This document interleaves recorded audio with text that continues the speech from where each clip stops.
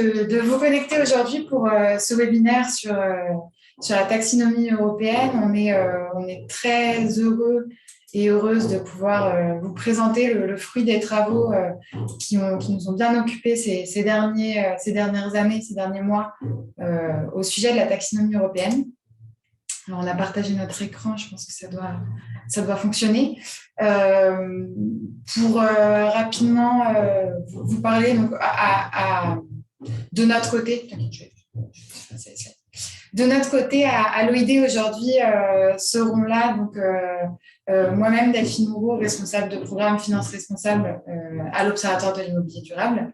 Je suis accompagnée de Corentin. Corentin, je te laisse te présenter. Bonjour à tous, Henriette Corentin, donc, je suis chargé de projet Finance Responsable et Programme européen.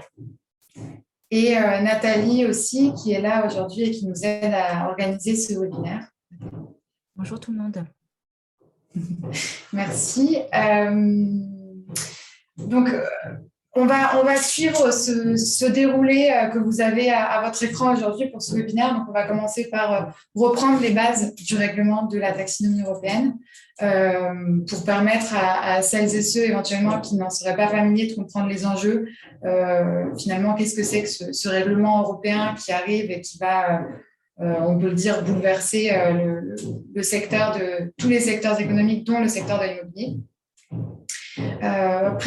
L'objectif, c'est aussi vraiment de présenter l'outil qu'on a développé, donc le guide taxinomie européenne, un guide pour son application dans l'immobilier, de présenter tous les livrables sur lesquels on a pu travailler.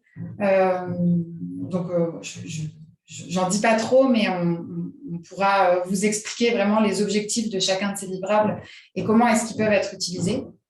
Un point sur les prochaines étapes au niveau justement de cet outil et on vous donnera la possibilité en fin de webinaire de poser vos questions. Donc, on prendra les questions qu'on trouvera dans le chat à ce moment-là. J'en profite pour faire un petit point technique. Donc, le webinaire est enregistré. Une rediffusion sera disponible dans les prochains jours, prochaines semaines. On vous partagera le lien pour revisualiser le webinaire si besoin ou le partager. Et les slides également seront disponibles sur le centre de ressources de l'OID Taloen. Pour poser vos questions, je pense que tout le monde commence à être familier de l'outil Zoom, mais il y a deux boîtes en bas sur votre écran de connexion. Une boîte où vous pouvez justement poser vos questions, c'est l'outil QER d'ailleurs, en français. Questions et réponses. Et après, il y a aussi une boîte de discussion où vous pouvez aussi poser vos questions, mais elles seront dans le fil de discussion visibles, tandis que l'outil QER est vraiment dédié à ça. Donc, préférez plutôt cet outil. Donc, sans plus attendre, je commence. Pour commencer rapidement, donc, pour les personnes qui ne seraient pas forcément familières de l'Observatoire de l'immobilier durable, l'OID est une association d'intérêt général qui a été créée en 2012, donc qui fête cette année ses 10 ans, et qui a pour mission, pour objectif d'accompagner le secteur de l'immobilier et du bâtiment dans sa transition écologique. Donc, on travaille avec la filière, avec les pouvoirs publics, avec les fédérations professionnelles à développer tout un ensemble de bonnes pratiques pour se saisir des enjeux auxquels vous êtes aujourd'hui confrontés, avec un point plutôt un volet de travaux sur toutes les thématiques liées aux consommations énergétiques, aux performances carbone également. On traite en passant aussi par tous les enjeux plus territoriaux liés à l'adaptation au changement climatique, la biodiversité, et un gros volet sur la finance responsable, puisque c'est aussi ce qui structure les reportings internes, et donc ça ruisselle finalement sur toutes les autres thématiques. Et donc, c'est dans le cadre de ces activités-là qu'on a travaillé sur ce guide aujourd'hui. Alors, je ne sais pas si... Je vois qu'il y a des personnes qui ont des problèmes pour nous entendre. Je m'excuse par avance. Je ne suis pas sûre qu'on puisse jouer dessus. C'est les bruits de la rue. Donc, j'espère que ce n'est pas trop gênant pour vous, en tout cas. Donc, voilà. Aujourd'hui, l'association rassemble plus de 80 acteurs qui sont membres de l'association sur toute la chaîne de valeur de l'immobilier, donc de la promotion à la gestion immobilière, mais aussi des bureaux d'études, de conseils, d'accompagnement. Tout un ensemble de partenaires aussi de l'immobilier. Par rapport à nos missions, tous nos travaux, toutes nos publications sont disponibles, sont mises à disposition en open source sur notre centre de ressources qui s'appelle Taloen, avec nos études, par exemple cet outil, ce guide qu'on va présenter aujourd'hui, des décryptages. Donc voilà, tout est disponible en open source sur Taloen pour aboutir à ces livrables. On travaille dans le cadre de groupes de travail avec les membres de l'association où on peut avoir des retours d'expérience, faire intervenir des experts, etc. L'OID organise également des événements comme ce webinaire aujourd'hui, des conférences, des visites de sites, des ateliers dédiés à des sujets spécifiques, des voyages d'études, etc. Et on a une grosse mission de veille technique et réglementaire assez générale sur toutes nos thématiques qu'on essaie aussi de fournir aux acteurs de l'immobilier par des newsletters, des articles récap, nos publications sur les réseaux sociaux, etc. Voilà, donc aujourd'hui, comme je le disais, ce guide qu'on va présenter s'inscrit vraiment dans cette vocation qu'a l'association de faciliter la prise en main des outils pour permettre aux acteurs d'engager leur transition écologique. Et donc là, il s'agit d'un sujet plutôt réglementaire, ce pourquoi on va passer à la phase d'introduction pour représenter le cadre général de la taxinomie européenne. Donc, qu'est-ce que c'est ? Comment ça va finalement impacter la filière de l'immobilier ? Quelles sont les modalités d'application ? Quels sont les critères, etc. Donc, la taxinomie européenne, elle a été mise en place par un règlement, c'est un règlement européen qui a été publié en 2020. Et donc, ici, vous avez l'article 1er de ce règlement qui donne vraiment les objectifs. Donc, la taxinomie établit des critères qui vont permettre de déterminer si une activité économique peut être considérée comme durable sur le plan environnemental, afin de déterminer un degré de durabilité environnementale d'un investissement ou d'une activité économique. Donc, c'est vraiment cet objectif-là qui est poursuivi par le règlement. C'est de venir fournir un dictionnaire, on parle d'une grammaire européenne commune sur la durabilité des activités économiques, pour venir en identifiant clairement ces activités, pour venir stimuler le marché et augmenter l'allocation de flux financiers vers ces activités, pour inciter les acteurs, les entreprises à renforcer leurs activités durables.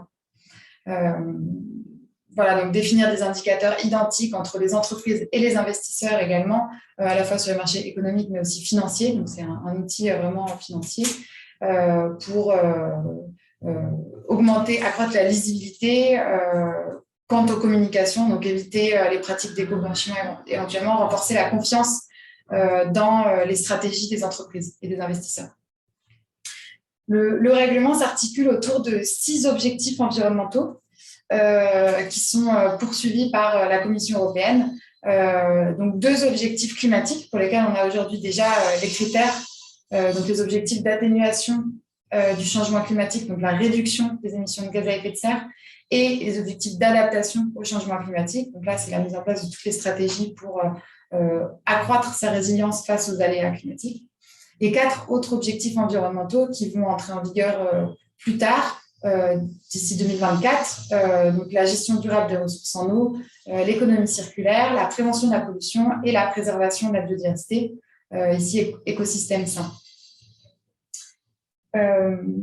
Donc peut-être aussi dans le cadre de ce règlement, il y a tout un vocabulaire qui a été développé, un ensemble d'acronymes. Enfin, ça peut être vite assez, et d'ailleurs au niveau de la taxonomie, mais pas que, aussi dans les autres réglementations européenne, c'est un vocabulaire sur lequel s'appuie le dispositif. À noter que la Commission européenne a, dans un premier temps, missionné un groupe d'experts qui s'appelle le TEG jusqu'en 2020, qui a travaillé à la structure du règlement, à préfigurer les critères d'examen.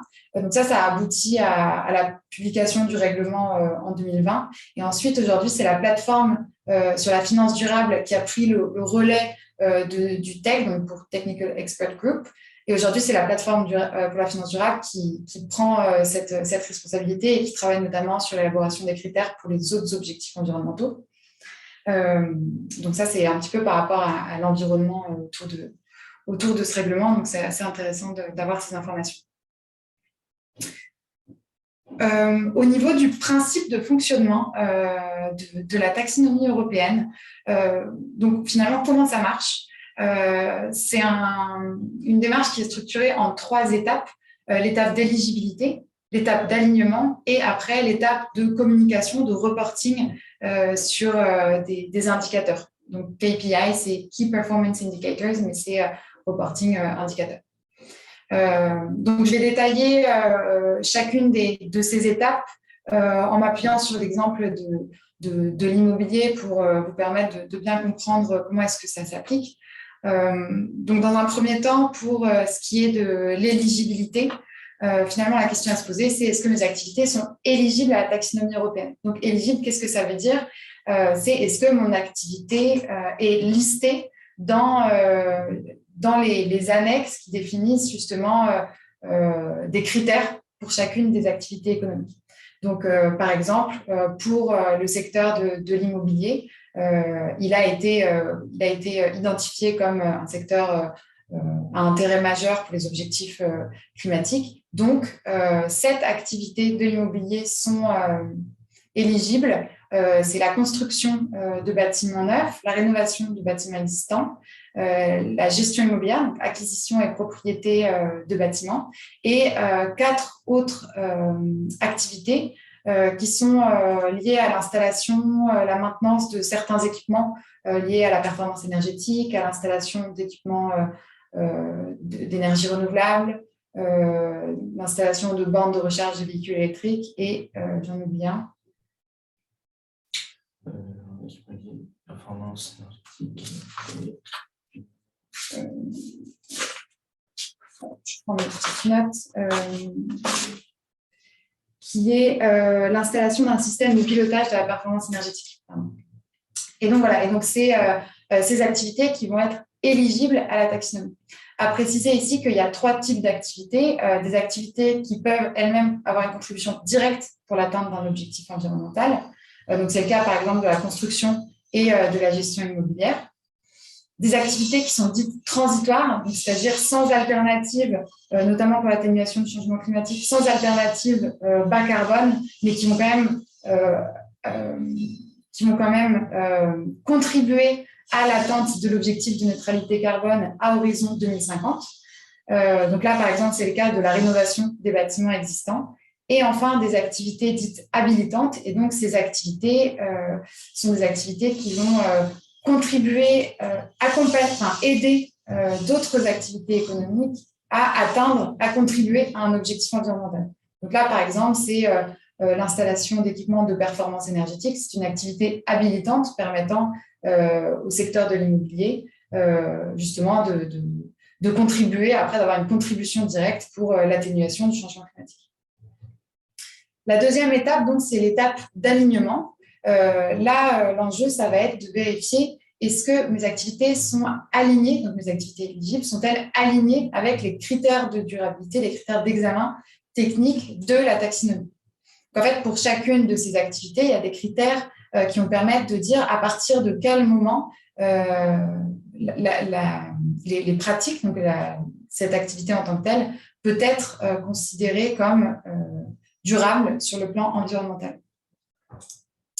Il y a 3 étapes à connaître pour étudier l'alignement. La première étape, donc, c'est de contribuer de manière substantielle à un objectif environnemental. Donc, par exemple, là, si on prend un exemple concret pour la construction de bâtiments neufs, pour contribuer substantiellement à l'atténuation du changement climatique, ça va être d'avoir une performance énergétique qui est égale à la RT 2012, moins 10%. Donc, de surperformer la réglementation de 10%. Pour la gestion immobilière, les actifs existants, ça va être d'avoir un bâtiment qui affiche qui a un DPE, un diagnostic de performance énergétique de classe A, ou alors qui peut démontrer qu'il appartient au top 15% le plus performant en matière de consommation énergétique par rapport au marché français.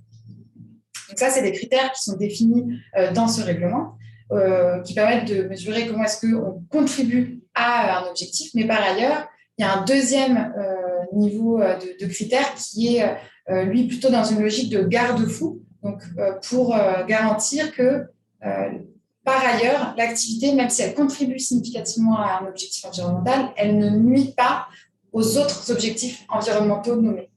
Donc, en fait, ici, si on reprend les exemples de la construction et de la gestion que j'évoquais, pour la construction, ça va être d'assurer que le bâtiment, par ailleurs, n'a pas un impact significatif sur la biodiversité en opérant un zonage qui exclut certaines zones à fort potentiel de biodiversité.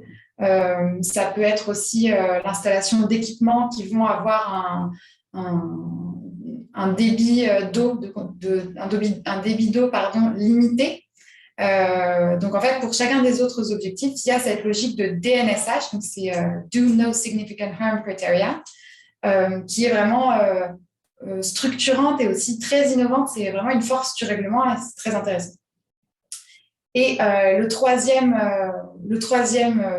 niveau de critères, c'est aussi de respecter des garanties sociales minimales de bonne gouvernance. Donc là, c'est s'appuyer sur des chartes qui sont développées par l'OCDE ou sur les droits humains. Et on peut dire en France, en tout cas, qu'on a déjà un niveau d'exigence qui nous permet d'ores et déjà de respecter, de cocher un certain nombre de cases, mais aussi au niveau des critères DNSH, d'ailleurs. Un certain nombre s'appuie sur simplement le fait de respecter la réglementation. Et c'est aussi intéressant de mettre le doigt là-dessus. Au niveau, donc ça c'est pour la deuxième étape, mesurer l'alignement. La troisième étape, c'est comment est-ce que finalement je vais communiquer, je vais publier des informations sur, au niveau global, la part de mes activités alignées ou éligibles avec la taxonomie. Et donc là, les indicateurs à publier, donc les KPI, sont différenciés entre les entreprises non financières, qui sont les entreprises émettrices sur les marchés financiers, et de l'autre côté, les acteurs financiers, donc les investisseurs. Dans le premier cas, les entreprises non financières, il s'agit des grandes entreprises qui sont soumises aujourd'hui à la directive NFRD. Donc, en France, c'est la déclaration de performance extra-financière. Donc, ces entreprises qui vont être soumises dans un premier temps à la publication des informations exigées par la taxonomie européenne. Et ici, il y a 3 indicateurs à publier. C'est la part du CA aligné sur les critères. Enfin, non, il y a plusieurs indicateurs. Déjà, à chaque fois, il y a la part éligible et la part alignée sur la taxonomie, basée sur le chiffre d'affaires, et les dépenses d'investissement au niveau des CAPEX et dépenses d'exploitation avec les OPEX. Et donc, c'est assez intéressant d'avoir ces 2 niveaux d'indicateurs, à la fois sur le chiffre d'affaires qui reflète finalement l'ensemble de l'activité à un instant T d'une entreprise, et de l'autre côté, des indicateurs financiers qui sont plutôt liés à des flux CAPEX et OPEX, où là, c'est plutôt à un moment l'engagement de l'entreprise pour activer cette transition, justement. Même si on a une part de chiffre d'affaires alignée assez faible, finalement, si on a engagé, qu'on est dans une phase de transition, ça se reflète aussi dans les indicateurs de CAPEX et OPEX. Ça donne une articulation finalement assez intéressante, assez intelligente. Et au niveau des entreprises financières, donc des acteurs financiers, les indicateurs à publier, là, c'est plutôt la part des investissements éligibles et alignés sur la taxonomie européenne. Donc, ils vont avoir besoin de s'appuyer sur les communications des entreprises, des actifs sous gestion. Et donc, il y a toute une filière en fait, de passation de données qui va devoir se développer pour fluidifier la circulation d'informations. Donc, voilà pour vraiment, ça c'est le squelette de la taxinomie. J'ai déjà donné les activités de l'immobilier qui sont éligibles pour les objectifs environnementaux, climatiques, pardon. Je ne reviens pas dessus. Peut-être juste, ça peut être intéressant de préciser qu'on est toujours en attente de l'acte délégué pour les autres objectifs environnementaux, mais ces activités sont éligibles uniquement pour l'objectif d'atténuation et d'adaptation. Pour les autres objectifs environnementaux, ça peut être d'autres activités. Par exemple, dans les recommandations qui ont été émises à ce stade, il y avait par exemple l'impact de la démolition de bâtiments, donc c'est sur l'économie circulaire. Et donc, c'est une nouvelle activité qui a été identifiée pour l'objectif d'économie circulaire, mais pas pour les objectifs climatiques. Je passe rapidement là-dessus aussi, mais le règlement respecte une structure qui est assez complexe avec le règlement que j'ai présenté, donc, qui date de 2020 sur la taxinomie européenne, qui présente vraiment le principe général de la taxinomie. Et après, il s'appuie sur tout un ensemble de règlements délégués. On en a plusieurs qui ont déjà été publiés. D'une part, sur les critères d'examen technique. Donc, c'est là qu'on va retrouver, par exemple, les critères du DPEA, du top 15%, de la RT 2012-10. Donc, c'est là-dedans qu'on va retrouver ça. Aujourd'hui, on a, comme je disais, seulement les critères pour les objectifs climatiques qui ont été publiés. On est en attente d'un acte délégué pour les autres objectifs environnementaux. Ça devrait être disponible prochainement. Enfin, en tout cas, c'est pour début 2022. Donc, ça pourrait arriver assez rapidement. Et d'un autre côté, un règlement délégué pour préciser le cadre de reporting justement sur cette troisième étape que je présentais, quels indicateurs publier. Et aujourd'hui, c'est sur ces méthodologies que vont s'appuyer les entreprises qui doivent communiquer sur ces indicateurs. Au niveau de ce règlement, la taxinomie européenne en tant que telle a un impact conséquent, mais limité. Et c'est vraiment quand on prend du recul et qu'on replace ce règlement au milieu de toutes les autres réglementations européennes, qu'on voit vraiment un nouveau système qui se développe à l'échelle de l'Union européenne. Puisque au niveau des marchés financiers, des investisseurs, on a le règlement SFDR pour Sustainable Finance Disclosure Regulation qui vient renforcer la transparence de ces acteurs quant à l'intégration des enjeux ESG dans leur démarche, la publication d'informations justement sur la part verte, la part alignée de leurs investissements au niveau des fonds, etc. Ça préfigurera également la création d'un label européen, donc l'écolabel européen pour les produits financiers. Au niveau des entreprises, il y a ce cadre de reporting dont je parlais quand j'évoquais la Non-Financial Reporting Directive qui sera bientôt revue par la directive CSRD, donc pour Corporate Sustainable Reporting Directive, qui, elle, va élargir le spectre des entreprises soumises à une obligation de communication extra-financière. Aussi un nouveau cadre pour l'émission d'obligations vertes sur les marchés financiers avec le EU Green Bond Standard.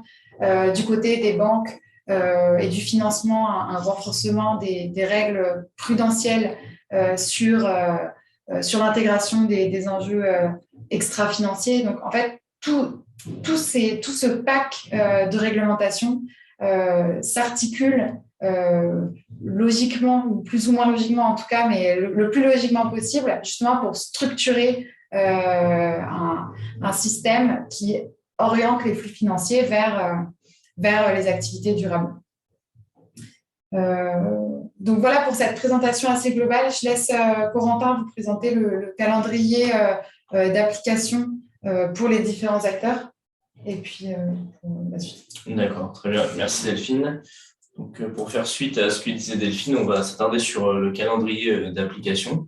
Alors, comme vous pouvez l'observer, la date butoir, donc là, on vient d'entrer dans l'année 2022, et l'année 2022 marque l'application des objectifs climatiques, taxinomie. Et pour cette année, les acteurs financiers, donc donc les sociétés financières et les acteurs non financiers, donc les entreprises qui émettent sur le marché financier, doivent publier leur premier reporting sur l'éligibilité. L'éligibilité, je le rappelle, c'est la première étape taxinomie que Delphine nous a présentée précédemment. Cette année, l'année qui va suivre, 2022, va se traduire par la publication du premier reporting sur l'alignement, qui est la seconde étape que Delphine nous a présentée pour les acteurs non financiers. Par contre, pour les acteurs financiers, on a une petite spécificité, c'est qu'ils ont 2 années pour reporter sur l'éligibilité. Comme vous le constatez, leur année de reporting sur l'alignement ne se fera qu'en janvier 2024, où à ce moment-là, ils devront reporter sur l'intégralité des objectifs environnementaux. Comme vous constatez, à partir de janvier 2024, on aura également eu les actes délégués sur les autres objectifs et ces acteurs pourront reporter sur l'alignement. Comme Delphine l'a dit, la taxonomie a elle-même un gros projet, mais elle s'articule avec d'autres directives et d'autres sources réglementaires, notamment le règlement SFDR, donc Sustainable Finance Disclosure Regulation.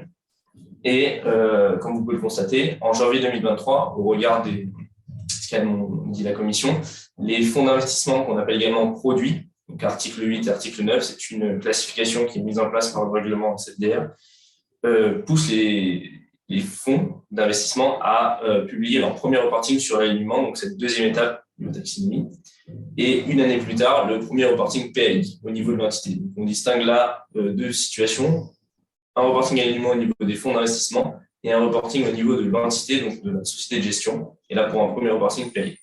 On a également mis dans cette frise le calendrier provisoire de la CSRD, donc qui viendra remplacer la Non-Financial Directive, Non-Financial Directive Reporting, et elle sera remplacée par la CSRD. Donc là, on a mis en avant le calendrier provisoire. Donc en fait, cette CSRD va agrandir le spectre, donc élargir les acteurs.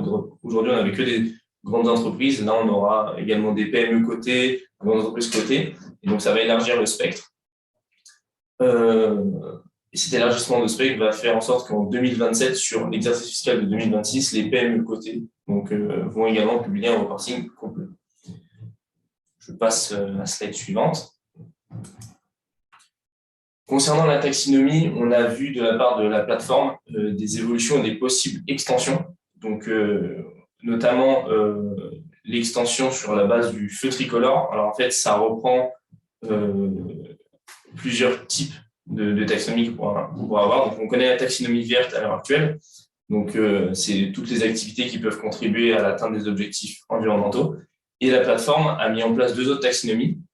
Donc, une taxonomie rouge et une taxonomie ambre. Donc, la taxonomie rouge porte sur les activités en fait, qui sont à fort impact ou qui ont des impacts significatifs sur l'environnement et donc qui n'ont aucune possibilité technologique permettant d'améliorer significativement leur impact. Et une taxonomie ambre ou orange, donc qui renvoie à la NSI taxonomie, donc Non-Significant Impact Taxonomy, qui en fait regroupe des activités qui sont sans impact significatif sur l'environnement, mais qui peuvent toutefois mettre en place des activités vertueuses et donc permettre de contribuer à ces objectifs. Au-delà de ces possibles extensions que vous retrouvez dans le picto, on a également l'acte délégué complémentaire pour les objectifs climatiques qui a été l'acte délégué provisoire qui a été adopté par la Commission le 2 février 2022, qui porte sur l'inclusion du gaz et du nucléaire dans la taxonomie verte. Et ça va amener une refonte des critères techniques, notamment sur les émissions, puisque ça porte sur l'atténuation. Et ces 2 énergies, en fait, ont été inscrites au rang d'activités transitoires. Donc, comme l'a présenté Delphine précédemment, ce sont des activités, en fait, pour lesquelles, à l'heure actuelle, il n'y a pas de possible remplacement bas carbone, mais qui peuvent contribuer quand même aux objectifs climatiques. Donc, c'est la petite spécificité que la Commission a mis en avant.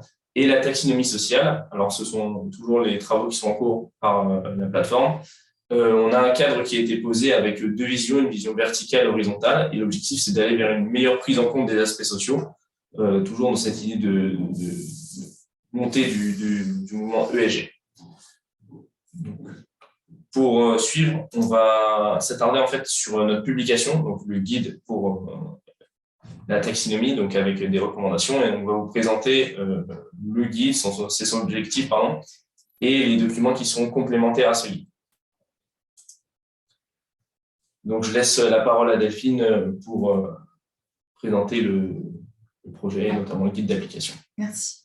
Je me permets juste de rebondir sur un petit point. On voulait le présenter et puis j'ai oublié. Effectivement, on parle de taxinomie européenne et non de taxonomie européenne parce que alors, le terme de taxonomie est emprunté de l'anglais. En anglais, c'est bien EU taxonomy. En revanche, la traduction de la Commission européenne dans les textes utilise le terme de taxinomie européenne. Donc, on a pour se conformer avec la traduction officielle, on a repris ce terme, bien que c'est vrai que dans les usages en France, en tout cas, on retrouve beaucoup le terme de taxonomie, mais la Commission européenne parle vraiment de taxinomie européenne. Donc, voilà, c'est juste pour préciser parce que je voyais des messages dans le chat à ce sujet. Voilà, donc par rapport à tout ce qui a été fait à l'OID, on a vraiment suivi l'évolution des critères, l'évolution du règlement et ses implications depuis ces dernières années d'assez près. Par à la fois le groupe de travail finance responsable de l'OID qui effectue une veille sur tous ces sujets donc depuis assez longtemps. Dès 2020, on avait déjà publié une étude sur justement estimer, calculer les seuils du top 15 et top 30%. Non, uniquement du top 15% à l'époque parce qu'on n'avait pas la version définitive des critères. Donc, les seuils du top 15% sur notre base de données de consommation énergétique. Donc ça, c'était dans une étude publiée à l'époque. Et sur l'année 2021, on a vraiment effectué un important travail de décryptage de tous les critères techniques avec à la fois le groupe de travail finance responsable et aussi plusieurs sessions d'ateliers collaboratifs qui ont été menés avec les membres de l'association. On a eu plus de 70 participants professionnels de l'immobilier qui ont réfléchi en sous-groupe sur ces différents critères, comment ils allaient pouvoir s'appliquer dans les activités immobilières, quelles étaient leurs limites, leurs freins, les flous. Et donc l'objectif, ça aujourd'hui, avec cette publication, ces livrables, c'est vraiment de restituer tout le fruit de ces réflexions et de le partager avec la filière, puisque au niveau d'un certain nombre de critères, déjà, ils sont parfois assez complexes à prendre en main, parce que c'est de la réglementation européenne, donc c'est un fonctionnement à deux vitesses, je te laisserai le représenter. Et aussi, au niveau d'un certain nombre de flous, on ressentait vraiment le besoin d'avoir des prises de position sectorielles pour harmoniser l'interprétation du règlement et accompagner les acteurs de l'immobilier pour qu'ils puissent ne pas se poser les questions seuls, mais finalement y réfléchir ensemble pour que ce soit plus facile à appliquer. Au-delà de ces ateliers, on a aussi pris contact échangé avec les fédérations professionnelles qui travaillent elles aussi avec leur écosystème d'acteurs sur ces thématiques, bien sûr, et également les instances régulatrices, que ce soit l'AMF, mais aussi la plateforme sur la finance durable, justement pour aller les questionner un petit peu sur telle ou telle question. Donc, ce qu'on vous présente aujourd'hui, c'est vraiment l'aboutissement de tout ce travail. L'objectif, ce n'est pas non plus de s'arrêter là, j'en reparlerai après, mais c'est une première version qui pourrait être amenée à évoluer. Donc voilà, là, on vous présente la version 1.0 du guide taxinomie européenne. Donc, je te laisse passer sur les livrables. Très bien, merci Delphine. Pour faire écho à ce que disait Delphine, parmi les livrables qu'on mettra à disposition sur le site ALON, on a le guide pédagogique, donc le guide taxinomie. En fait, on a voulu mettre en place ce projet pour dégrossir en fait, la taxinomie européenne, qui est un gros volet. Et donc, comme je l'ai présenté précédemment, 2022 marque cette première année d'entrée en vigueur au niveau des objectifs climatiques. Et donc, l'objectif, c'était vraiment de dégrossir les points clés, notamment en mettant en avant comment vérifier le reporting KPI, quelles et le périmètre des CAPEX, des OPEX, du CA, qu'est-ce qui peut être pris en compte ou non, également parler un peu des OTI, donc tout ce volet-là, donc pour décrypter également les attentes réglementaires et d'application, donc tout cela pour faciliter cette entrée en vigueur de la taxinomie, donc faciliter la compréhension de ce projet. Et donc tout ça dans une démarche pédagogique avec des encadrés pour bien préciser, souligner des points peut-être qui auraient été un peu qui seraient passés à la trappe. Donc on a fait tout ce focus-là et ce guide, donc ce volet-là, nous a permis en fait de souligner donc les objectifs que je viens de vous présenter. Et donc, pour faire écho à ces objectifs, vous pouvez retrouver le sommaire qui suit en fait la trame et la démarche de la plateforme et donc de la Commission européenne, avec une introduction qui récapitule la taxinomie, comment ça s'est créé, pourquoi on en est arrivé là en présentant quelques actions du plan de financement, qu'est-ce que le plan de financement. Ensuite, une présentation un peu plus globale de la taxinomie et comment elle s'articule, comme on vous l'a montré précédemment, via la frise avec d'autres sources réglementaires telles que le règlement SFDR, la CSRD et la NFRD, avec toujours ce système pédagogique de mise en avant des chiffres, de petits points un peu subtils, et également le fonctionnement de la taxonomie que Delphine vous a présenté, avec les étapes d'éligibilité, d'alignement et le reporting KPI. Donc, le reporting KPI sur quel KPI je dois reporter, le CA, CAPEX, OPEX, quel est le périmètre, à quelle échéance, et enfin les prochaines étapes, donc, comme je vous ai présenté tout à l'heure, et donc tout cela en fait dans cette trame qui suit un peu la logique de la commission et avec une conclusion là-dessus. On va passer maintenant aux documents qui sont joints avec ce gros guide. Et donc, on a réalisé tout d'abord des annexes réglementaires. En fait, l'objectif, c'était via un fichier Excel de faire des annexes par objectif. Donc, là, on a réalisé pour les 2 objectifs climatiques. Et donc, en fait, ce guide présente plusieurs feuilles. Et donc, tout d'abord, pour trouver une notice d'utilisation, comme vous le voyez à l'écran, où l'utilisateur a la possibilité en fait de cliquer sur l'activité qu'il concerne. Donc, vous retrouvez les activités que Delphine nous a présentées. Donc, l'activité de construction, de rénovation, les activités 7.3 jusqu'à 7.7 qui renvoient à des activités habilitantes et une dernière activité. Et il faut savoir en fait que cet objectif, on a créé ce fichier avec plusieurs colonnes. Donc, les colonnes renvoient à ce que vous voyez, c'est-à-dire une colonne sur les CCS, donc critères de contribution substantielle. Donc, en fait, ce sont les critères qui permettent de vérifier la contribution à l'objectif, donc la atténuation et adaptation. Les DNSH, donc des critères qui permettent de ne pas porter de préjudice important aux autres objectifs. Une colonne correspondance en France, donc je vais détailler, une colonne complexité et une colonne pratique sur lesquelles, en fait, lors de nos appels à contribution, on a pu obtenir des retours d'expérience de la part des acteurs.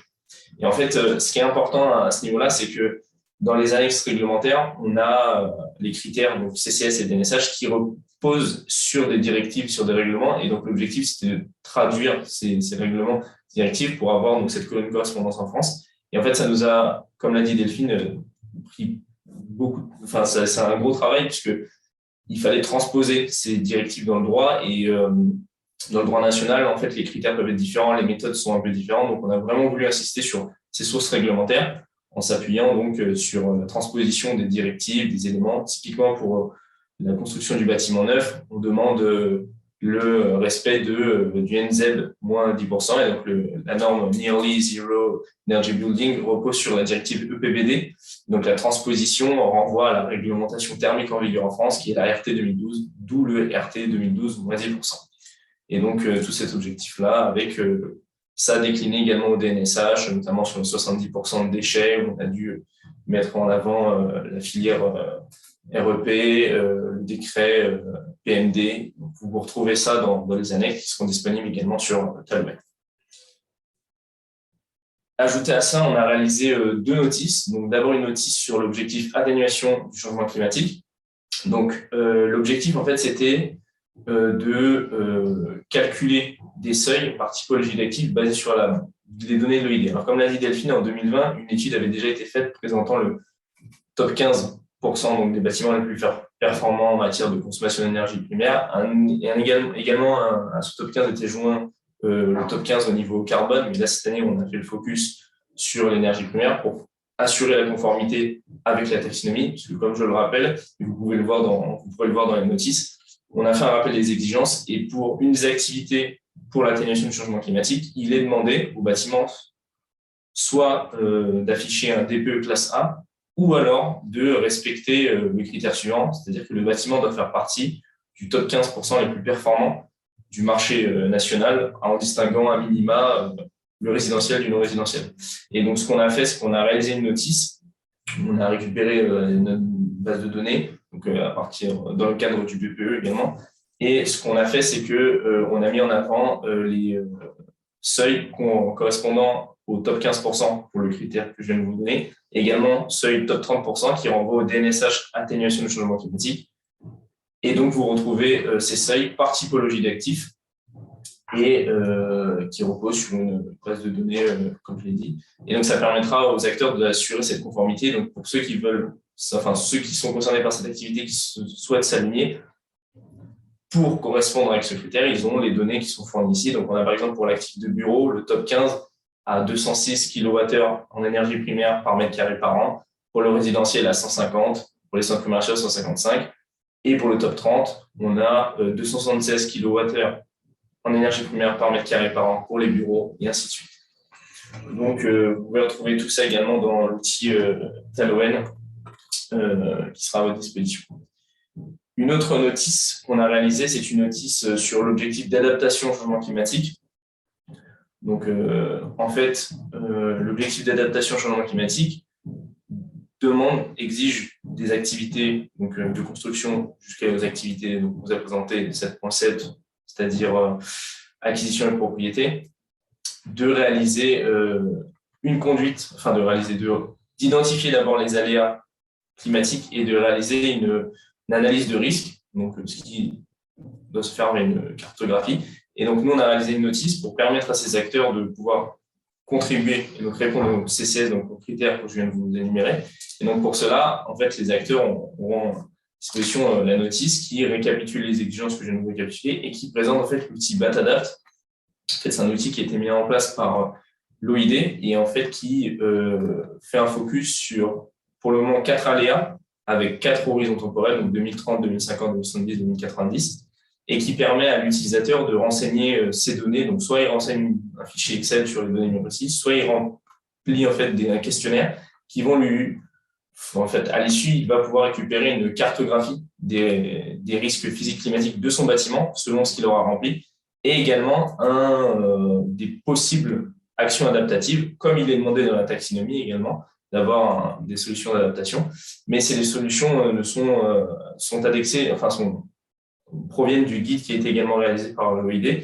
Et il faudrait quand même mettre en place un audit pour vérifier que ce sont des solutions qui varient sur nos audits. Et donc, vous pouvez retrouver en fait dans cette notice le lien directement vers l'outil BATADAPT et les éléments propres à la taxonomie et notamment les évolutions de BATADAPT, puisque BATADAPT va être amené à évoluer, sur lesquels en fait on aura des éléments un peu plus en conformité avec la taxonomie, notamment plus d'aléas qui correspondent à la classification des aléas, comme l'ont montré les actes délégués. On aura plus d'aléas.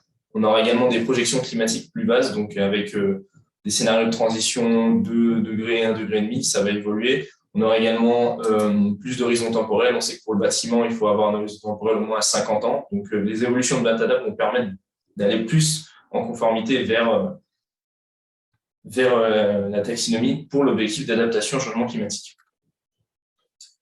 Le dernier fichier qu'on a réalisé, c'est une FAQ qui en fait reprend les points de blocage que nous sommes posés, que les acteurs nous ont fait part sur à la fois le règlement, les actes délégués, donc ça s'appelle les critères, les messages sur le reporting. Et en fait, ce qu'on a voulu faire, c'est recenser certains points qui apparaissent importants pour cette première année entrée en vigueur. Et donc, l'objectif, c'était comme j'ai dit, de faciliter l'application des exigences taxonomiques et de créer une sorte de consensus sectoriel sur certains points de blocage, typiquement sur le nouveau DPE. En effet, le DPE a été révisé en juillet 2021 et il porte maintenant sur une double étiquette, donc énergie et climat. Et donc, comme c'est une directive européenne, comme je l'ai dit tout à l'heure, il y a ce gros travail de transposition et on a des méthodes à l'heure actuelle que pour le logement. Et justement, on s'est posé la question des retours d'expérience et sur la manière dont on pourrait afficher un DPEA dans un bâtiment, par exemple en Île-de-France. Et ce sont ce type de questions qu'on s'est posées et dont les acteurs se sont posés, qu'on a voulu mettre en avant dans la FAQ. Donc, on a des questions sur le DPE, on a des questions sur les DNSH, sur le reporting. Donc,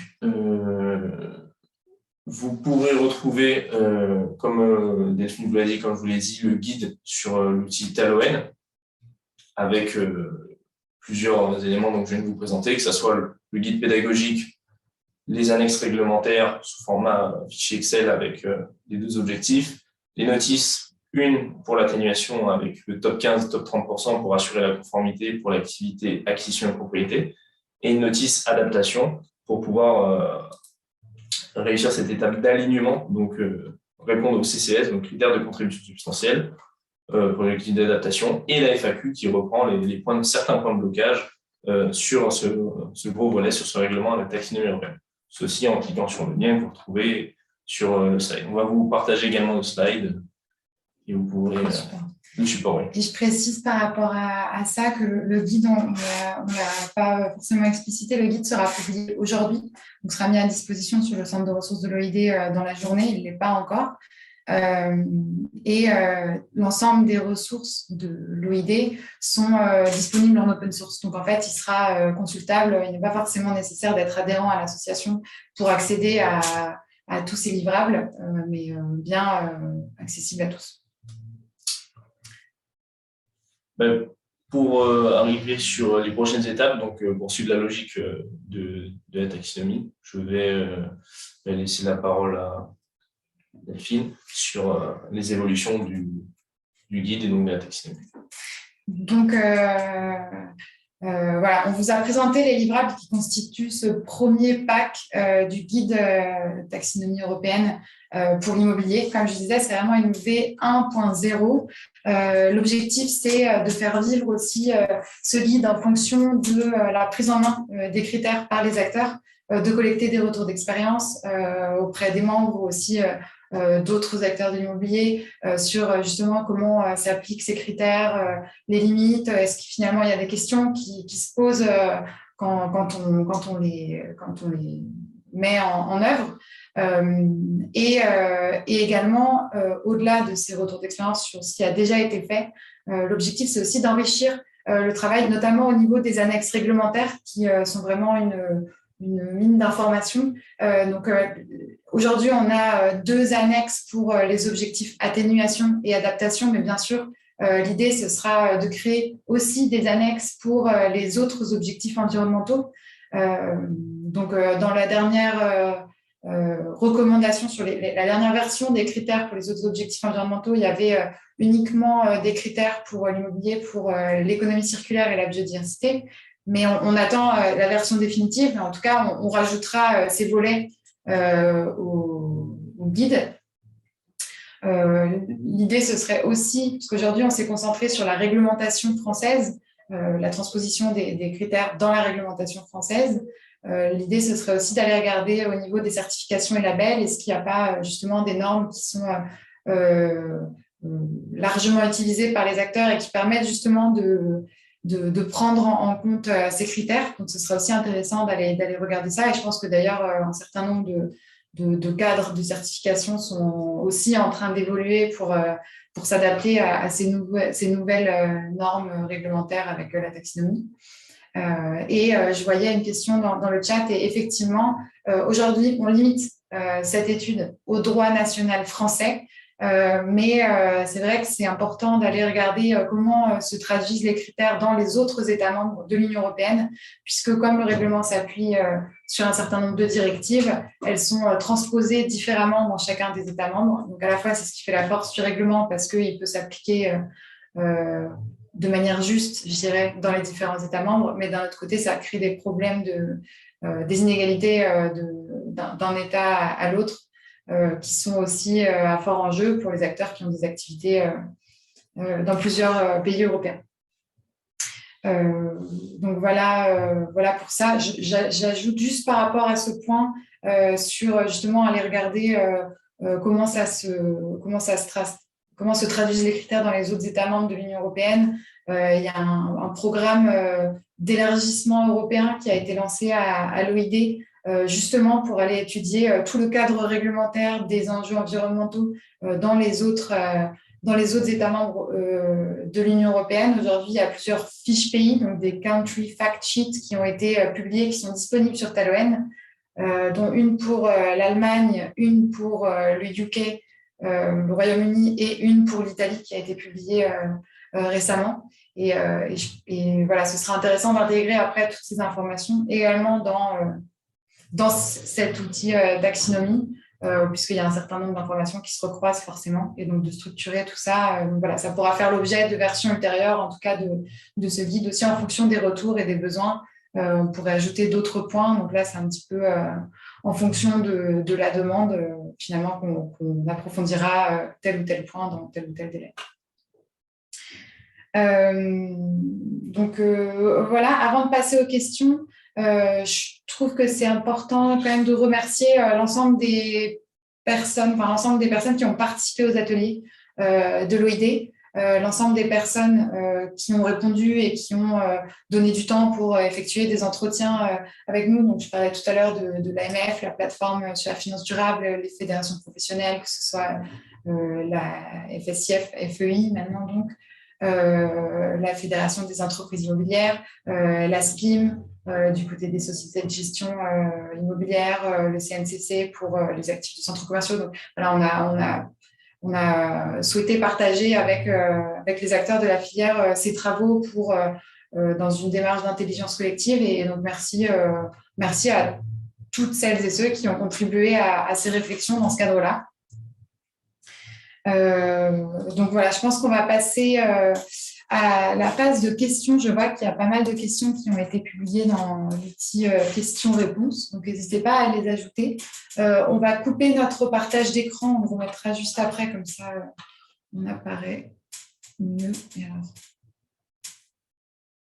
c'est un peu.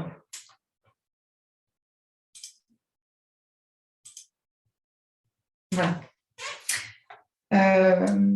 Et donc, du coup, au niveau des questions, alors, j'en ai déjà noté quelques-unes, effectivement, par rapport à la norme Nearly Zero Energy Building. Il y a effectivement, sa transposition en France, on parle de la RT 2012, il y a effectivement un débat en ce moment sur est-ce que la RE 2020 vient remplacer la RT 2012 dans la transposition de cette directive. Donc, sauf avis contraire des autorités, en général, le fonctionnement, c'est que la nouvelle réglementation remplace la réglementation en vigueur dans le pays. C'est ce qui se passe notamment pour le cadre du DPE. Aujourd'hui, la nouvelle méthode de calcul du DPE vient remplacer l'ancienne. On ne calcule pas forcément le DPEA en fonction de l'ancienne méthode de calcul du DPE. Donc, on peut s'attendre à un fonctionnement pareil pour la RE 2020. Donc, pour le résidentiel, c'est déjà en vigueur. Pour le tertiaire, ça s'appliquera dès juillet de cette année. Donc, normalement, seuls les bâtiments dont la date de dépôt de permis de construire s'est déroulée entre début 2021 et fin 2021 pour le résidentiel, du coup, sont soumis à la RT 2012. Et à partir du 1er janvier, donc maintenant c'est la RE 2020-10 pour le résidentiel. À partir du 1er juillet, ce sera pour le tertiaire également.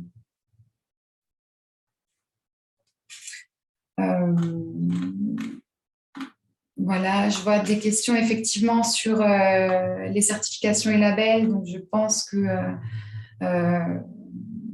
j'ai pu y répondre avec justement ce cadre. Donc, on viendra regarder de toute façon quel avenir pour les certifications et labels. Je pense que justement, aujourd'hui, il y a un vrai enjeu pour ces dispositifs de renforcer, en fait, d'étudier, de s'articuler avec les normes de la taxinomie européenne. En tout cas, les critères.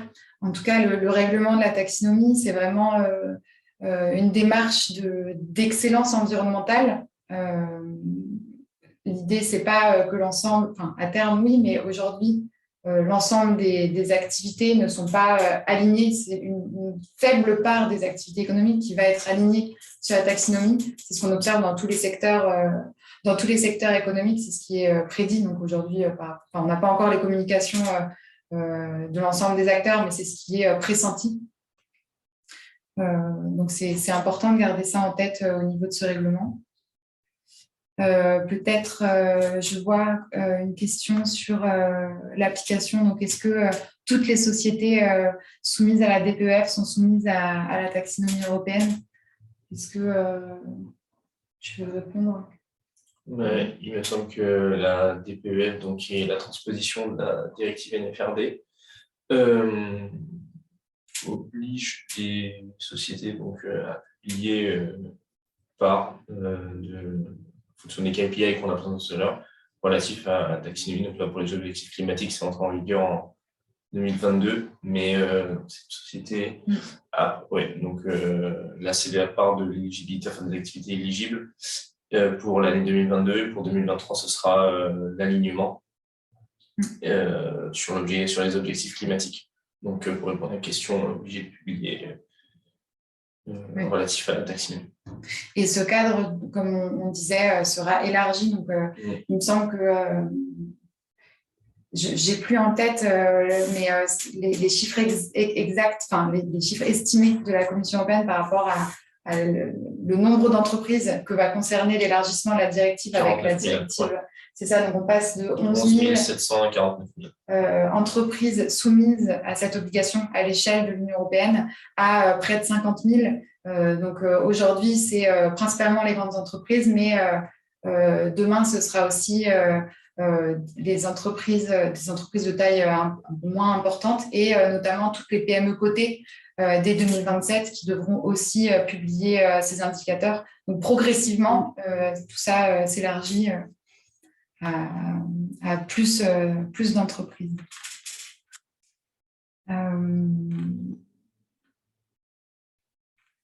J'ai vu une question sur justement les exigences. Est-ce que la base de données de l'OID peut être utilisée pour calculer le top 15%? Effectivement, donc nous, on a calculé ces seuils dans les critères de la taxinomie. La formulation exacte par rapport aux exigences de ce benchmark, c'est de calculer ces seuils sur le parc existant construit avant 2020. Donc, uniquement le parc qui est déjà existant aujourd'hui. Les nouvelles constructions ne seront pas intégrées à ce benchmark. Par rapport au marché local, donc à entendre au niveau national, notamment puisqu'il s'agit d'une réglementation européenne, donc local, ça peut être compris au niveau national, en faisant la distinction des actifs résidentiels et non résidentiels à minima. Et donc c'est la méthode que nous, on a suivie, qu'on met en place sur la base de données du baromètre de la performance énergétique de l'OID, qui nous a permis de calculer ces seuils, donc, qui peuvent a priori servir justement pour ce benchmark légitimement à l'échelle nationale. Et donc, on a détaillé un petit peu plus qu'exigeaient les différentes classes d'actifs, mais c'est permis en tout cas d'avoir un niveau de détail plus fort.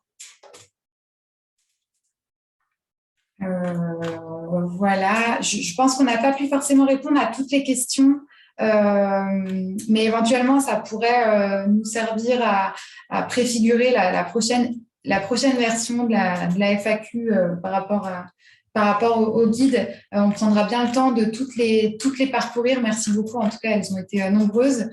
Je vais juste rapidement conclure. Il faut que je repartage mon écran.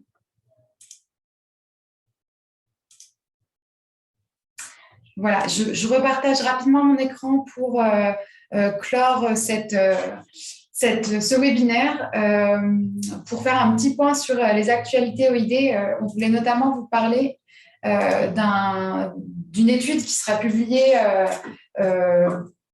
bientôt sur la valeur verte, comment la réglementation va faire bouger les lignes pour la valeur verte dans l'immobilier. Donc, un webinaire sera organisé à l'occasion de la publication de cette étude le 17 février de 14h à 15h sur un format assez similaire finalement à celui-ci. Donc, vous aurez les liens pour vous inscrire à ce webinaire. Donc, cette étude revient notamment, entre autres, en tout cas, évoque en tout cas, entre autres, l'impact de la taxonomie européenne, mais aussi de l'ensemble de l'évolution du secteur et de la réglementation, du cadre réglementaire pour faire émerger justement cette fameuse valeur verte dont il est souvent question. Je vous invite aussi à vous familiariser avec le centre de ressources de l'OID, donc Taloen. Parmi les dernières ressources qui ont été mises à disposition, le baromètre 2021 de la performance énergétique et environnementale qui, tous les ans, effectue un benchmark, une évaluation des consommations énergétiques et des émissions de gaz à effet de serre et d'autres enjeux environnementaux comme la consommation d'eau, etc., en France. Donc, c'est notamment sur la base de données de cette étude qu'on s'est appuyé pour calculer les top 15, top 30%. Le baromètre de l'immobilier responsable également, qui est une étude annuelle aussi, qui étudie les pratiques des acteurs de l'immobilier, donc des acteurs de l'immobilier d'investissement et de gestion, mais aussi de la promotion immobilière. On est venu parfois regarder comment s'articulent les pratiques avec justement les exigences réglementaires de la taxonomie, du règlement SFDR, etc.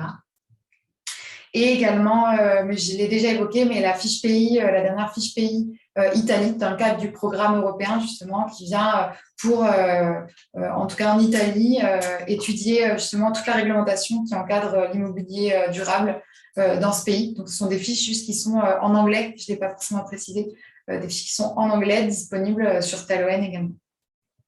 Voilà, je vous remercie beaucoup pour votre participation. On vous enverra l'ensemble des slides et le lien vers le guide dans la journée. Et puis, sinon, il ne me reste plus qu'à vous souhaiter une très belle journée. Et à bientôt. Merci beaucoup. À bientôt, merci.